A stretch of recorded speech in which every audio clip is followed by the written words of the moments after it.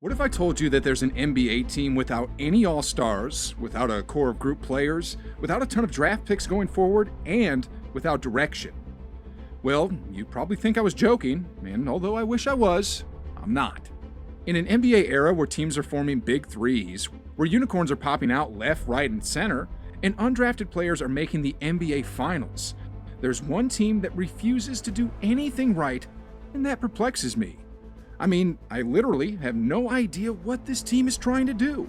If I had to estimate, a person would have better odds of getting hit by lightning than this team has of winning a championship.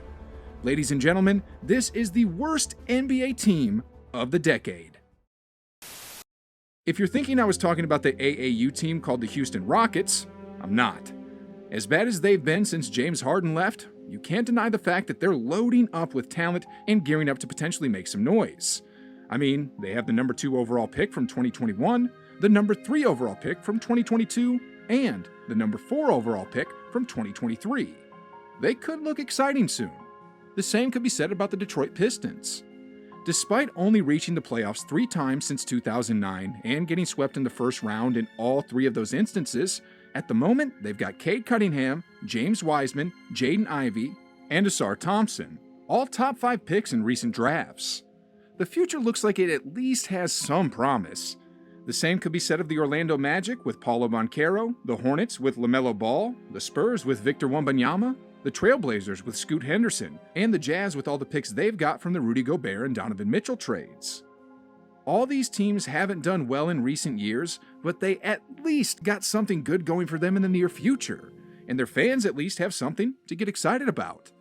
But, I can't say the same about the Washington Wizards. They're an entirely different story. I kid you not when I say they're now being led by someone who recently got clocked in the face and someone who once dressed like this. Okay, that may have been a bit harsh. But let me reintroduce them again. Jordan Poole, who was an integral part of the Warriors' 2022 championship run, is a fast-paced electric guard who could attack the basket at lightning speeds and who could also hit shots from Steph Curry range. But more often than not, he turns the ball over and takes bad shots. Kyle Kuzma, on the other hand, showed potential with the Lakers when he was first drafted, was an important role player in their 2022 championship run, but he'll be 28 soon and hasn't really shown that he could be anything more than a valuable role player in this league.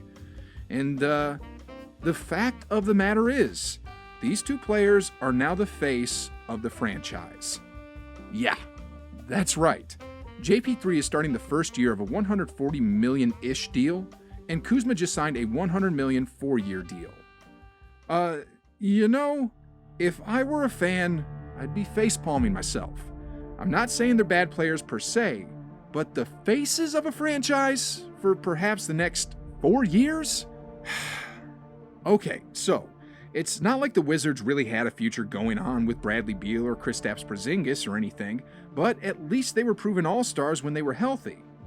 Anyways, then this offseason, they had a good chance to rebuild for the future, to set the ship straight, to right their wrongs, but in the short span of just a few days, they went from that to this. Talk about a bad offseason. I mean, forget about Poole or Kuzma for a second.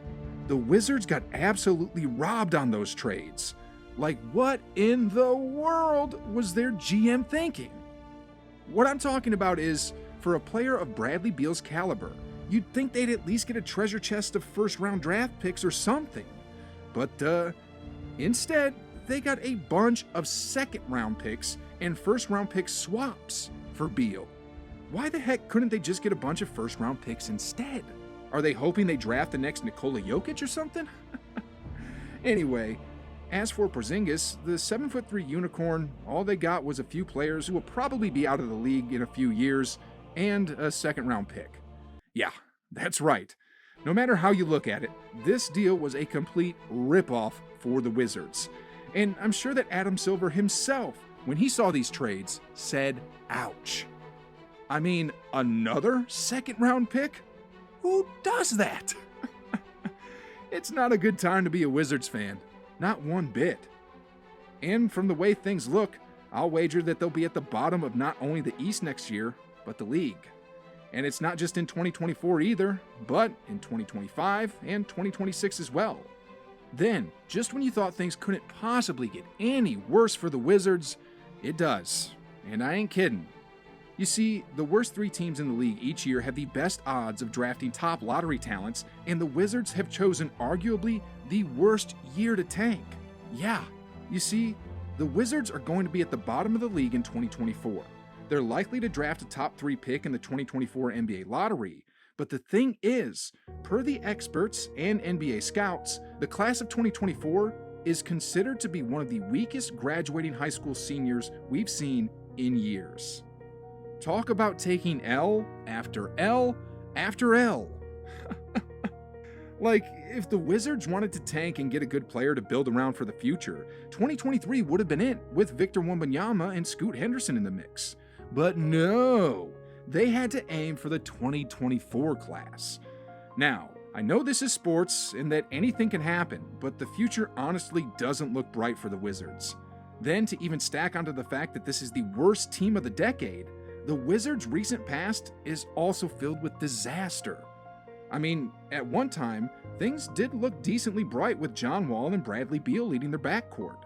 Like in 2017, for example. Wall was one of the most dynamic and explosive star guards in the league, while Beal was just turning into an all-star caliber player.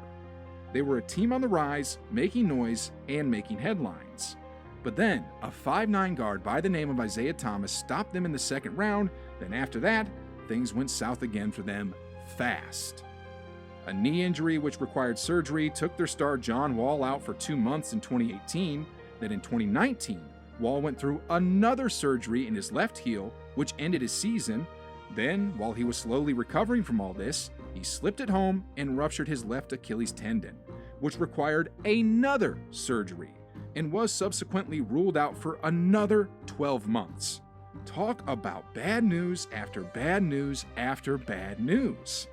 That's about 3 years where the Wizards had to carry on without their superstar guard while still paying him his max contract. Now, I gotta admit, this wasn't exactly the Wizards' fault, and neither was it Wall's fault either. Wall was playing his best basketball before the Wizards re-signed him to his max contract, but because of freak injuries that nobody could have predicted, the team was crippled for years. Since then, their best season was a first-round exit at the hands of Ben Simmons. Sheesh, guys.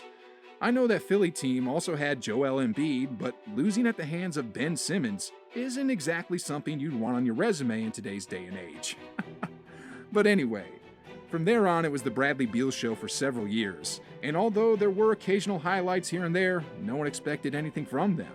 They were at the bottom of the conference, they were the team that no stars would willingly go to, and they were the team that the media would refuse to talk about. And that's where the Wizards find themselves today. Loaded with a bunch of future second-round draft picks, led by 2 role players, with a supporting cast that doesn't look too promising either. Tell me that ain't bad, guys. I predict that in 2024, they'll be at the bottom of the league, which means they'll get a high lottery pick next year for sure, but like I said, even if they do get the number 1 pick in 2024, they just missed out on Victor Wembanyama and Scoot Henderson.